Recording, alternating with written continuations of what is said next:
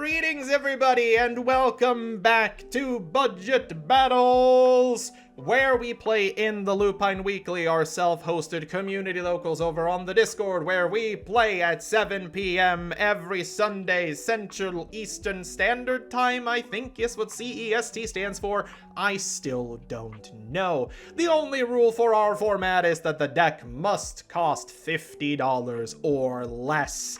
This week, we're bringing in the fan favorite, the abandoned series that I don't have the money to finish, Dark World! I don't know if that broke the mic, but hey, I'll figure that out in post. Yes, we are playing the full power version of the Dark World deck that I wanted to build in Sealed Only Dark World before having to abandon that series.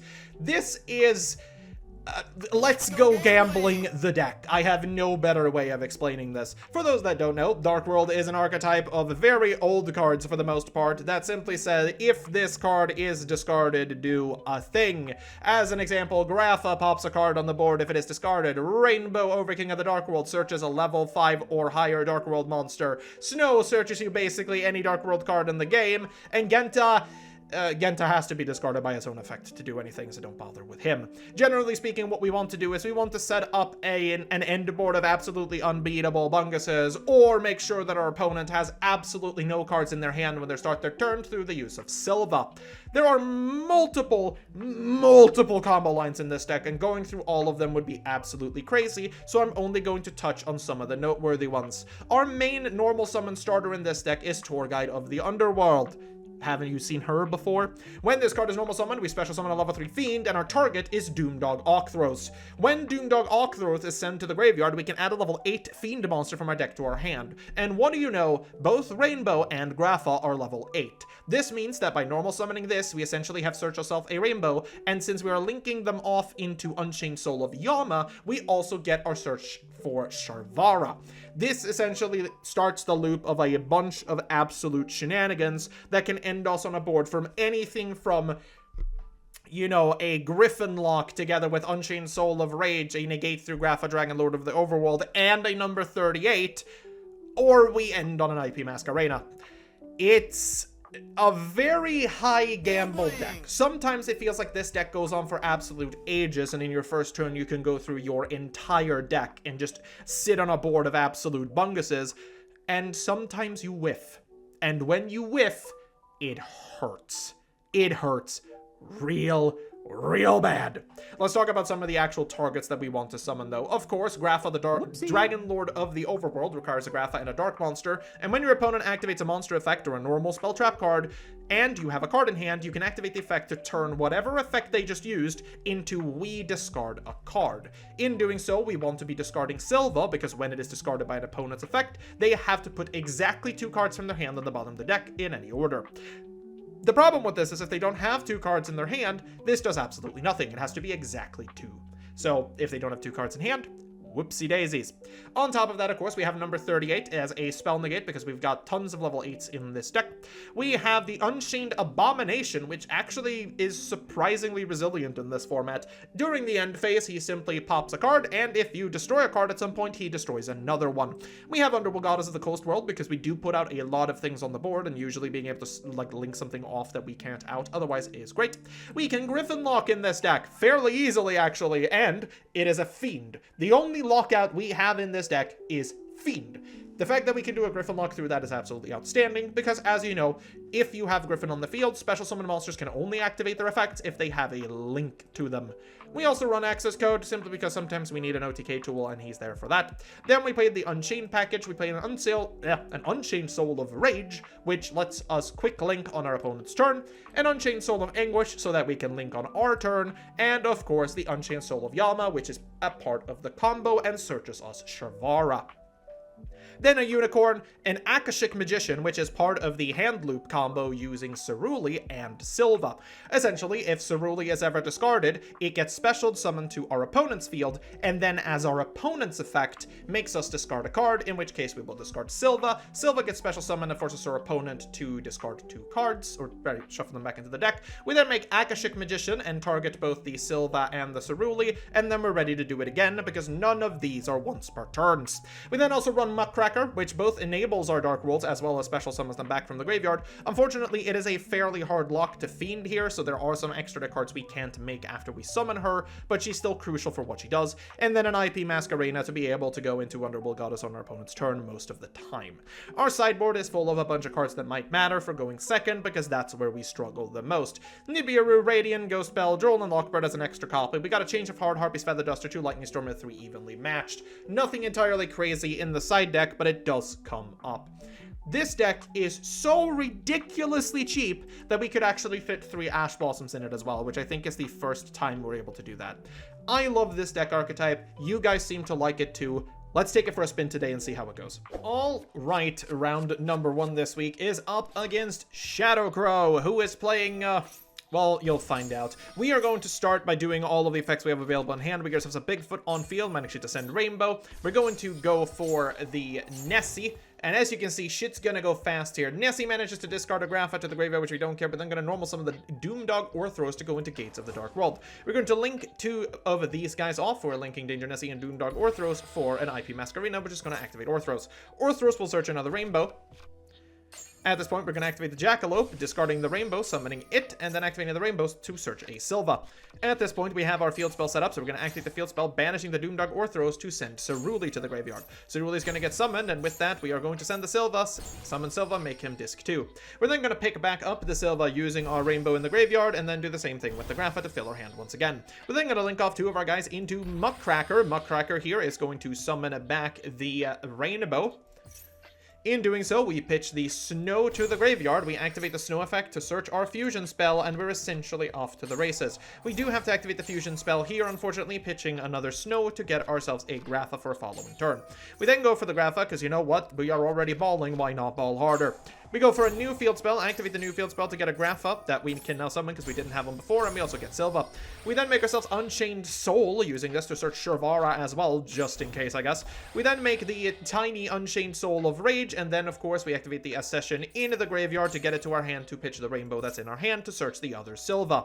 At this point, we have essentially set up a very awkward end board in this battle. We have the Rage, of course, in order to spin a card. We have the IP Masquerena to act as another piece of interaction. And we have the Rip to it with Grapha because of our Silva in hand. We're then just going to pass with Ceruli being there and see where that gets us. He's then immediately going to fire off Super Poly, which is super unfortunate, hitting all 3 of our main targets to make Predaplant, Trivefarium, whatever, the dragon. We get the effect off of Big Grapha to summon Small Grapha again, to which he activates Pot of Desires. At this point, we are going to chain the Dark World Accession to get ourselves the second Grapha on the board.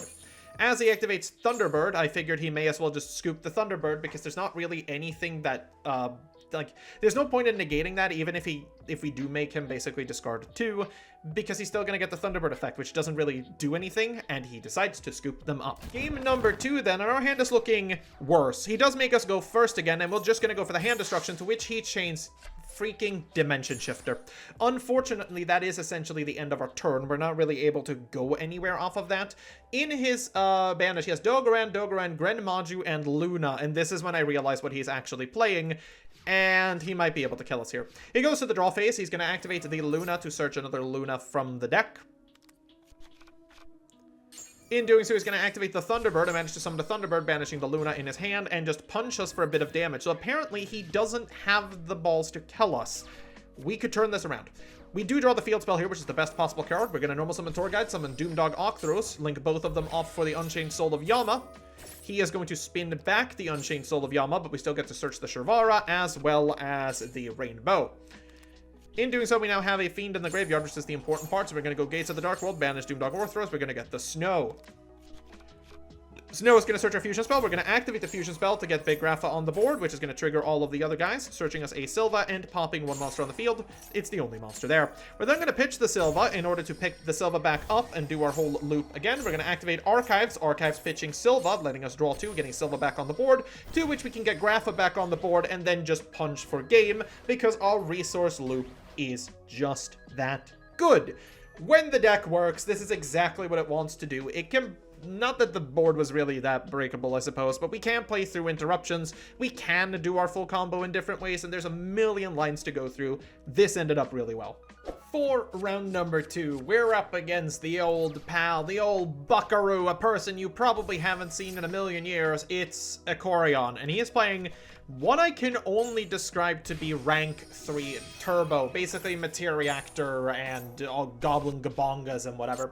He makes Materia-Reactor, which I end up ashing. He summons the chosen by the World Chalice off of the emergency teleport, and then activates Dug Charger to remove a material and special summon it.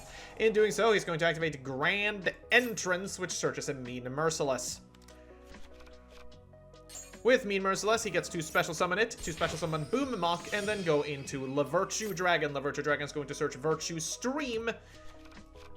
He is then going to overlay into XYZ Armor Torpedo, detach in order to search a card, and then rank up into Exceed Armor Fortress, searching himself the full Armored Xyz.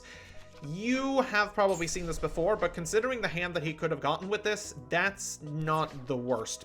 We do draw into the best possible draw here, which is Genta, so we're going to go ahead and fire that off to get Gates of the Dark World. We're going to go ahead and activate Gates of the Dark World, banish the Genta, to which he is going to chain a Ghost Ogre, of course, so we're kind of screwed here. We don't get to summon off a Genta either because of chain blocking shenanigans. We're going to go for the Danger Nessie. Danger Nessie manages to pitch a Silva, which is basically perfect. He is going to hit the Silva with a Ghost Mourner in his hand for some reason, then activate Virtue Stream, sacking off his Virtue Dragon to blow up both of the cards.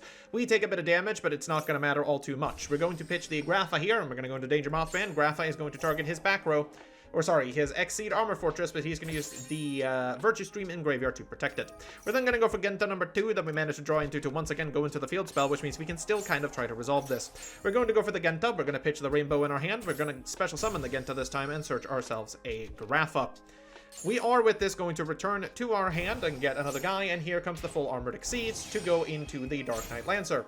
Lancer is going to equip the Torpedo and then snatch our guy clean up. We're then going to normal summon, and we're going to activate our funny card. We're going to activate this as well, of course, and we have to break the back row first because it is protected until then. Now, at this point, we have to go into Dagaris, unfortunately. We're going to go into Dagaris and draw ourselves an Ash Blossom and a Dark Corridor, and Dark Corridor is the card we want. We'll go for the Dark Corridor to get a Snow and pitch the Snow. We're going to activate Snow. We're going to get ourselves the Fusion spell, and we at least have some form of board presence here. We'll go in for the battle. We will manage to beat over his big guy, but that's unfortunately all we can do as we cannot get a card to our hand for a negate, so we are preying on nothing. Normal Sucking Excalibur going into Herratic Seals here is awful because we can't really do anything. We just have to go to battle phase because we have to skimp out on our draw thanks to Dagaras. He gets into Zeptwing, Zeptwing searches Meltdown, and then special summons chosen by the World Chalice again. And we just have to kill the Zeptwing. Like, that's basically all we can do, because if we kill the Chosen, he just gets it back with the Materia Reactor he might get. Now, Harpies blows up our back row, which is probably a really good top deck for him. He's going to go for the Materia Reactor. He misses 1, 2, 3, 4, and on the 5th one, he finds it, which is super unfortunate, because if we managed to dodge the 5th one there, we could have still been in the game. Very unfortunate, but here he goes for the Materia Reactor Zeptwing. He searches himself Materia Reactor Critical, which is essentially a spell trap or monster fix activated. You can take out a material and then negate it. At this point, I realized very quickly that we just don't have the resources to keep this going, so we scoop them up and we go game number 2. Game number 2, then. And we go for the Tour Guide of the Underworld. We go for Doomdog Authoros. We're going to sync both of them off here for the Unchained Soul of Shedingaling, whatever the name of it is. We are going to go for the Rainbow Overking of Darker World to play here. We're going to activate our field spell. We're going to activate Card Destruction, and there's a Nibiru. Ain't that cute? We are going to go for the 3 chain link here and just search out everything we could possibly want. We get ourselves a Mothman, we draw a card and pitch a Snow, and then we get to add ourselves the Grapha. With that, of course, we're going to activate the Snow to search our Fusion spell, and we are off to the goddamn races. We're going to activate the Fusion spell, which unfortunately gets belled here, but we don't really care. We're going to pick a card back up. We're going to special summon the Beige. We're going to activate the Genta for the 2nd field spell, and we can still keep going, baby. Going for the field spell, banishing Genta and Grapha. Grapha doesn't do anything, of course, but we will loop them back around to get more advantage in our hand. Go for the next field spell, do the same thing again, pitch the Rainbow, get ourselves the Silva this time. Now with a handful of absolute bunguses, we are just going to try and go as hard as we can. We essentially just loop a bunch of summons over and over again because that's the best thing that this deck does. We managed to find ourselves a Dark Corridor, to which we just search another Snow. With the Snow, we're going to search ourselves another Grapha just so we have a pop available. We decide to go into Griffin here, Griffin pitching a card to set the Dark Corridor, and then we go into Unchained Soul of Rage Pass. This is essentially all we can do, and we're hoping that this is just enough to kind of set up. He does go for the emergency teleport into Ghost Ogre here, not realizing he's under Griffin, and that can't activate its effects. He's going to special summon Terratop. We are going to attempt to go for the Accession. It's going to be hit by a second Ghost Bell. Takatomborg is going to be summoned, and then he goes into Goblin Biker Big Gabunga. We, at this point, decide to link off our Soul of Rage and his Gabunga to go into Unicorn. Unicorn is going to activate its effect, discarding a card to spin back the Ghost Bell, and that's going to be the end of the game. Now, something to note here, there was technically a game 3, however, that game ended in time very early on, so for this round, we're actually taking a tie. I don't think there's a single better way that this game could have ended in a tie between me and Ikorion, but you know, it is what it is. Now, unfortunately, round number 3 this week actually has a missing replay because my Omega crashed on accident when I was recording it. Essentially, it broke the replay, so it's unwatchable, and Dan did not have the replay available. So, we'll simply go with the one game that we have. In this game, we are one game down to Dan, who is on Hand Trap Turbo, Aleister, Shadol, I really don't know. Our starting hand is not looking entirely great here, but we do have a starter in Dark Corridor, which actually fires off. I suppose that's as good as we're gonna get. We pitch the Snow, we're gonna activate the Snow, which gets Droll and Lockbird, to which we chain the Called by the Grave immediately, and that's essentially the best we can do. At this point, we're going to activate the Genta. Genta gets us the Field Spell. We're going to go for the Field Spell. And now we're going to notice very quickly one of the issues with this deck. Yes, we have a lot of cannon in our arsenal here, but we have very little we can do with it. We do draw into this, and I decided to end just on Rainbow. And the reason for this is that you can't see due to game 1, but I know for a fact that his deck is A, mostly hand traps, the Shadol engine, Aleister the Invoked, and Super Poly. So getting anything onto the board before he commits would mean he would just Super Poly everything away, and I would end with nothing. The idea here is to set the Accession, get ourselves a pop by discarding the Grapha, and getting ourselves a negate on the board before he's able to use the Super Poly, or at least commits to something. Speaking of committing, he goes immediately for the Magical Meltdown, searches himself the Aleister, and at this point I already know that I have to fire the guns. We fire the guns, we get ourselves the Grapha on board. It's going to pop the Magical Meltdown, not really that it does all that much, but it makes us able to negate Fusion Spells, I guess. He goes for the Aleister, of course. We are going to hit it and discard a Silva, which Silva is going to bounce 2 cards back to the deck, but unfortunately for us, he has the Shadol Fusion in hand already. Shadol Fusion is going to make El Shadol Construct. It's going to send the Squamata, which sends the Dragon, which sends Schism. He then goes into battle and, of course, breaks one of our guys. He goes into Cross Sheep, activates the effect of his Shadol Construct to get Shadol Schism. Schism is a problem for this deck because we can't negate it using Overlord because it is a continuous trap and not a normal trap. We loop around a little bit and we try to get back into the game here as he goes for Winda using Schism. That's a problem. He manages to get an extra summon off of his Cross GP, which is going to be Aleister. We're going to keep looping a few cards to see if we can actually get stuff out of here. We're going to go for the Fusion again to get our second Grapha into rotation, and at this point, we just kind of have to beat face and hope he can't out us afterwards. We end up destroying the Cross Sheep for free because we discarded a Grapha to do so. He gets the Shadol Fusion back, which of course we could potentially stop, but whether or not that's worth it, I don't know. We're going to go for the Field Spell now that we can special summon. We do get the Silva into the graveyard as well as the Genta. We pick the Genta back up for our Rainbow, for another Grapha, and we make number 38. We then manage to link off into an IP Masquerena and a Genta on field to end the turn. We're hoping that this is enough to kind of persuade him from not doing anything. He is going to go for the Schism immediately, and unfortunately just decides to go for the Construct, which is super interesting here. Construct is going to manage to get number 38 off of the board. We're going to Ash Blossom the Construct. We're going to negate the Shadol Fusion, pitching the Silva, summoning the Silva, and forcing all of his cards out. We're then going to go for the IP Masquerena, and we're going to go into Chained Abomination, which I thought was good in the moment. It probably wasn't. Regardless of that, though, we do manage to get it out. He draws another Shadol Fusion in the end phase off of the Construct being destroyed, and now we have free reign to try and do something. We go for the Danger Nessie, unfortunately summoning the Danger Nessie, which kind of sucks, and with the Jackalope, we get ourselves another Mothman. He activates the Schism here to go into Apkalone, which can't be destroyed by battle, and gets rid of my second Grapha. We do get big Grapha off of this, having to discard a card, and of course it can't be destroyed by battle, so we can't do much here. So we're going to destroy the Unchained Abomination and go into Unchained Soul of Yama. Yama is going to search us the Shervara from deck. We're going to link everything off for an Underworld Goddess, and at this point, it is a hope and a prayer that that's enough. He gets a window, which sets a beast, which isn't necessarily the worst thing in the universe. We do go for the field spell here to pitch the Genta, to pitch the Shrivara. We get the Genta back, and we do the whole pick resource loop thing that we always do. We go for the fusion spell here, even though it is completely dead. Search yourself another Silva off of the discard. And with Tour Guide, we managed to actually just go into Doomdog Orthros here, which is very funny. We go for a Unicorn. We're going to use the Unicorn's effect to spin the Schism back into the deck. We draw ourselves another card, which ends up being another Over King. And then we just have to pass with a Bluff in the back row. It isn't necessarily that good, but it is what we've got. He flips open the beast, draws 2, and then discards 1, discarding a Shaddoll Fusion. He manages to get into Magical Meltdown, and at this point I'm thinking, shit, I don't think I can actually do anything against a Purgatrio. He goes for the Invocation, shockingly, and as you can probably guess at this point with the board state that we are in, he is going to make a Purgatrio. He gets rid of our Shrivara, which is very annoying. That ends up being a fire for him, which kind of sucks. He goes for the Secure Gardener, and he just punches over everything we've got. We do get to get the big Grapha onto the board here, but due to it being in the damage step, we can't really negate anything, and I forgot that I didn't have a Grapha in the banished zone, so I couldn't summon that either. We very quickly go down in numbers here, and we get a Lightning Storm that we can't activate due to the field spell, so we should have actually popped that probably. We do manage to go for our resource loop once again. We did go for the Snake. We pick everything back up that we can. We pick as much up as we can. At this point, we say, fuck it. We go Muckracker. Muckracker can bring back our negate, not that it does much, and then we have to go for card destruction. Card destruction here was a smart play, though not as smart as I wanted it to be. He ends up having Ariel as his last card in hand, which ruined everything I wanted to do, and now we can't kill Purgatrio. I was going to do some fancy shenanigans to get this off of the field in order to go into Access Code Talker, or sorry, not Access Code Talker, the setup for whatever it is.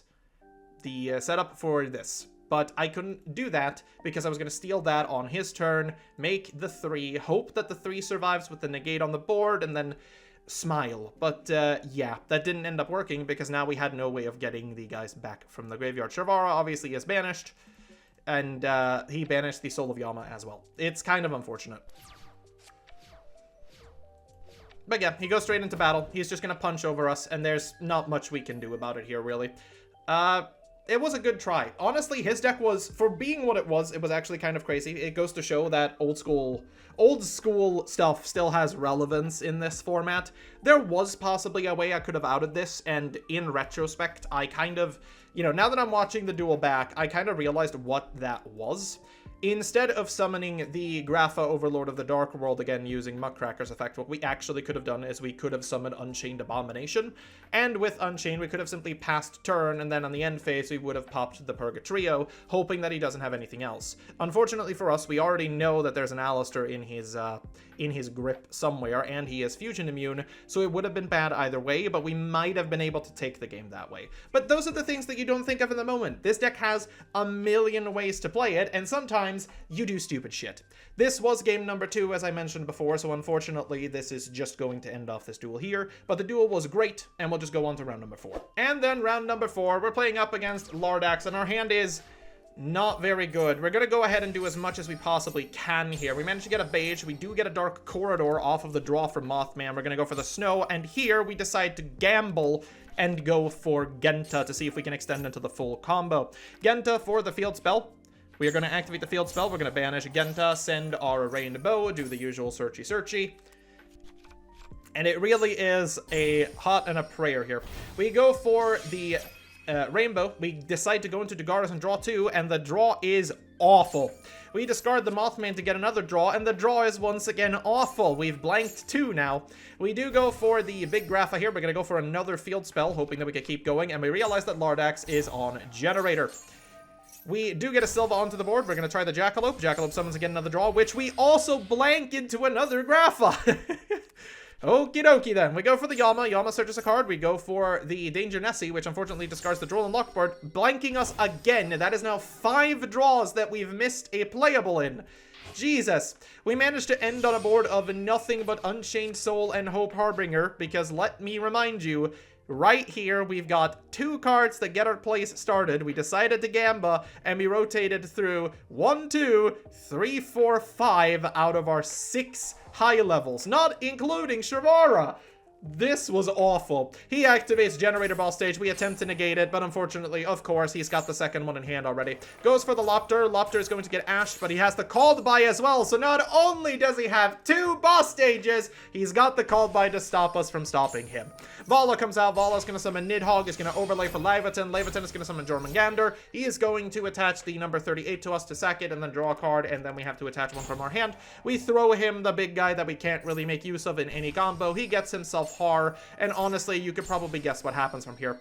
We decide to tag into Shavara to force him not to attack here, but the second we try and do any play, he's going to activate Jormungandr. Jormungandr's going to steal a bunch of cards. He's going to get a Vala onto the board. He's then going to activate the effect of the field spell. Vala gets the Lopter. 2 tokens come onto the board. We do our best to loop as well as we can, but he manages to tag out for an Utgarda. Utgarda is going to banish anything. We go for the card destruction.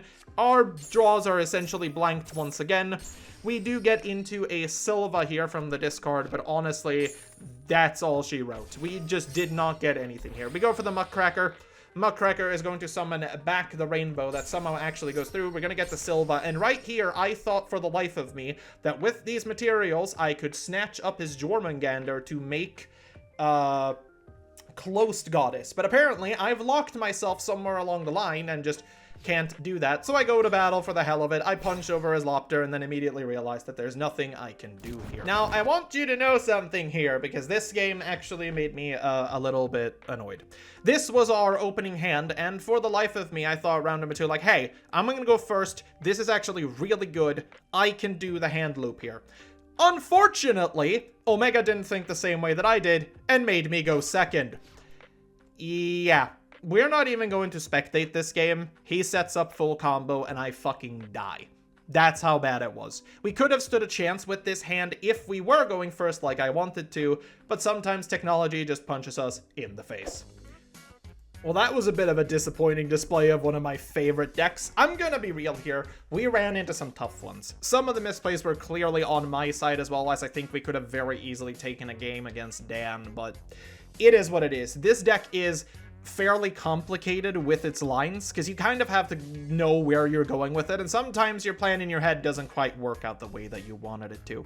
But despite that, I think I've really given this deck a good showing in what it can do, because as you saw in almost every game we went up against, instead, disregarding the one that Omega absolutely shafted me on, we did manage to do something. Sure, we might not have won the game, but realistically, we at least put up a fighting chance in almost every game that we did. This deck has so many ways into relative threats on the board. It's got 1,000 ways to just manipulate the board in the way that you want it, and I think that's exactly what makes this archetype strong. It has its weaknesses, but god damn it, it's really fun. But as with all things, we need to score this deck as well, so we'll start off with the power level, which is getting a solid 8. This deck is able to put out massive threats, as I've said probably 5 times about now, but the fact that you can do it in such, not necessarily random, but you have so many directions to go to get to your threats when your deck is actually online that your opponent has a very hard time figuring out which one you're going to go for. You could do the very traditional negate route and just sit your 2-3 negates on the board and hope for the best, but sometimes you can end up Griffin locking them when they're not prepared, or set up an interaction that they might not be able to handle in a good way. By this, since we have so many options, and especially if you want to mingle with the extra deck a bit, you can create an extra deck that can deal with essentially everything. And because our main core is so kind of rooted in and of itself, we don't really mind what hand traps we run other than specifically Dimension Shifter, because we would absolutely die if we decided to play that. The power level, I think, is very high on this deck. The problem comes in its consistency. We sometimes have every card in our hand that we can just ramble out as far as we want to, and we can do the traditional Dark World brick, which happens very, very often, unfortunately. Yes, we have a lot of enablers in the deck and can start us off, but if we don't manage to get into a way where we can reliably keep feeding materials onto the board, we're gonna be stuck with nothing. Sometimes that just happens, and then you kind of have to sit there and wonder how the hell you didn't manage to find a snow after drawing 25 cards, but it's a possibility. For that reason, the consistency gets a solid 5. When it works, it definitely works, but when it doesn't, good luck. As for resistance, we're giving it a solid 7 because, as you saw in our game against Ikorion especially, no matter how many things you crack onto the board, we'll find a way to do something. Normally speaking, we're able to play through 2 or 3 hand traps in a good hand, and then even some interaction on the board if we're unlucky. Most of the time, we'll find a way to deal with whatever's in the board simply because most of our cards, when discarded, manage to pop something on the board. That removes a threat to allow us to go into other things, and just kind of loop back and forth between, you know, generating threats on our side of the board and dealing with threats on theirs. It's a very good consistency between the two. The problem, of course, comes in our resistance that there are a few cards that absolutely murder us. Droll and Lockbird is one of those. Every single card that we have adds a card to our hand. It's awful. If we get if we get drolled, we're dead. That's as simple as it is. Our turn will end right then and there. Same thing really goes for Dimension Shifter, as we saw in the game against Crow. When Dimension Shifter lands on the board, we are just gonna have to pass. Our cards have to hit the graveyard to do anything, and that essentially ends us dead. But aside from those two very specific cases, the only other threat you really have to worry about is Nibiru, and you could very easily set up a negate for Nibiru before you ever get that far. Resistance is very high, and I consider this to be one of the prime examples of an engine that just keeps going. In terms of sideboarding for games 2 and 3, we're fairly okay. I decided to get my sideboard for going second simply because that's where the deck struggles a bit. Being able to not reliably get our hand rip online is a very, very bad thing, and when it comes to kind of dealing with larger threats on the board that might be unaffected by monster effects and things like this, it's gonna hurt a little bit. We have outs for them, but they're far less than if we were going first. If you wanted to play with the side deck a little bit, you could very easily make it stronger going first as well. Things like Solemn Strikes, you know, more Floodgate Presence. Skill Drain is a very good card in this deck for obvious reasons, but I chose not to run it just because I think it's kind of lame. But there's so many ways for you to really adapt this deck to your playstyle and to your opponents if you happen to know what they're on. In terms of fun, I think it's unfair to say that this deck is anything but fun, both when you're playing it and when you're playing against it. Yes, playing against it, it could feel like it's taking 500 years for you to do something at some point, but generally speaking, watching someone absolutely gamble their life savings away to try and get a board established against you is kind of fun. It kind of gets fair to the point where you realize that that player has to get just as lucky as you do to actually get where they want to most of the time. It's not the hyper-consistent Malice or Ryzel combo that if a card resolves, you know that your end board is going to be there. In this deck, you're just kind of hoping for the best, man. If you manage to extend to your World's Content, then hell yeah, good luck breaking that, buddy. But if you don't, you're just going to see your opponent sit there with a graph and smile, and it's the greatest feeling ever. When you're playing the deck, you get the same euphoria of just kind of cracking open a box of cards, hoping for that Starlight rare. And sometimes you'd find jack shit.